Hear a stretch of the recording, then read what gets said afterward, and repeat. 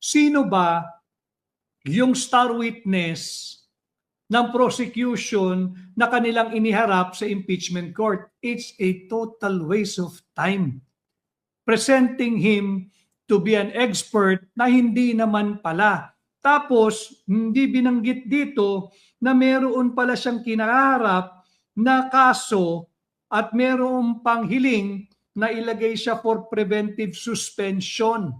No, ang kaso niya ay hindi biro-biro. Arbitrary detention, delaying release, search warrants maliciously obtained and abuse in the service of those legally obtained, searching domicile without witness, falsification by public officer, employee, or notary, or ecclesiastic minister, perjury, robbery, extortion, theft, pagnanakaw. Mabigat ang kaso nito.